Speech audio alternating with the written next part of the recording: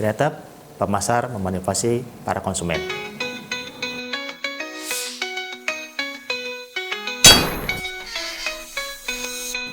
Baik-baik, kita bahas.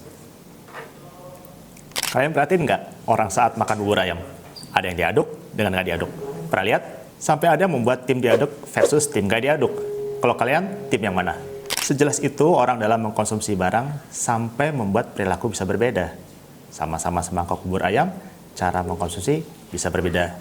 Ini juga berlaku kepada semua produk yang ada, dan ini dinamakan perilaku konsumen. Menurut Stefan Knuck, seorang pakar dari perilaku konsumen, membuat definisi bahwa perilaku konsumen adalah perilaku yang ditunjukkan oleh konsumen dalam rangka mencari, membeli, menggunakan, mengevaluasi, dan membuang produk, jasa, atau ide. Jadi kembali ke bubur ayam tadi.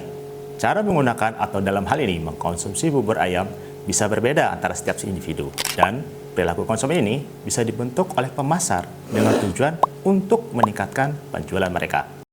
Perilaku konsumen ini berkaitan dengan aspek afektif, kognitif, perilaku, lingkungan, dan menjadikan sebuah strategi dalam pemasaran.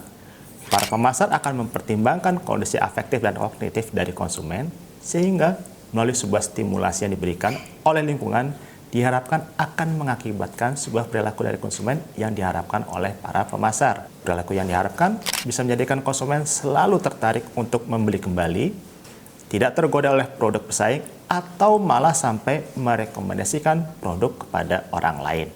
Kita lihat lagi perbedaan perilaku. Kali ini perilaku dalam berbelanja di mall atau sebuah toko. Untuk laki-laki, biasanya saat dia akan membeli sesuatu, dia awali terlebih dahulu dengan adanya suatu kebutuhan. Lalu, dia mencari informasi produk apa yang paling mungkin bisa memenuhi harapan. Kemudian, diputuskan untuk membeli.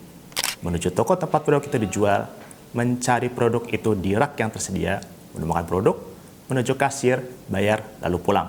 Untuk perempuan, aktivitas belanja merupakan sebuah hiburan, kalau nggak menjadi hobi. Sehingga proses mencarinya menjadi sebuah keasyikan tersendiri.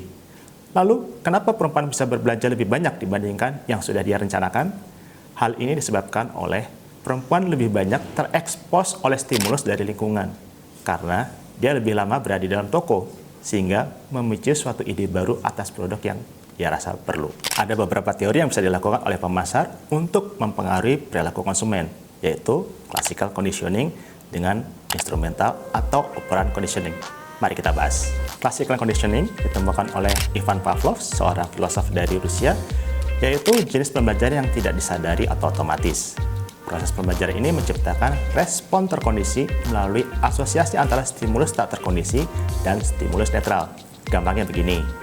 Salah satu contoh pengondisian klasik yang paling terkenal adalah eksperimen klasik Pavlov dengan anjing. Dalam percobaan ini, sinyal netral adalah bunyi nada dari peluit, dan refleks yang terjadi secara alami adalah mengeluarkan air liur sebagai respon terhadap makanan.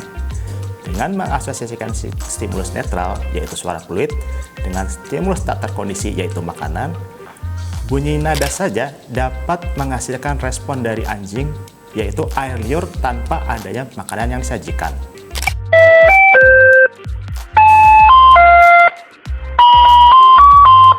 Suara yang kita dengar tadi mengingatkan pada suatu produk yang bisa jadi memicu ingatan kita akan suatu kenangan yang menyenangkan. Anda tahu produk itu apa?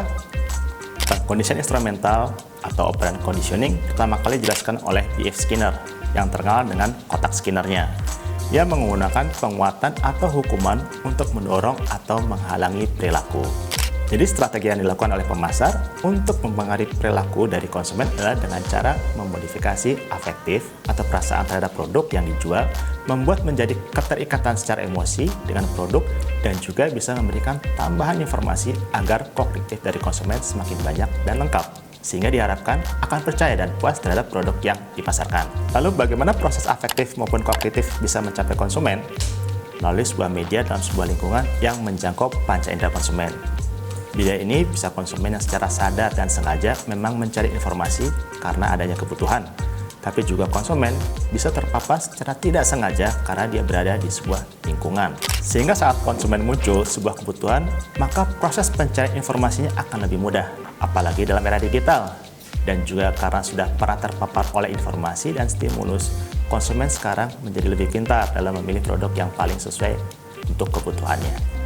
Konsumen akan terus belajar berdasarkan stimulus yang diberikan oleh para pemasar, digabungkan dengan kemampuan kognitif dan pengalaman dari masing-masing konsumen, sehingga pencapaian atas kepuasan dalam memenuhi kebutuhan saat ini sudah semakin tinggi.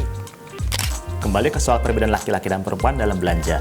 Kenapa perempuan bisa belanja lebih banyak? Ya karena lebih suka berlama-lama di dalam pusat perbelanjaan, sehingga terpapar lebih banyak informasi yang dapat memicu keinginan untuk memenuhi kebutuhannya.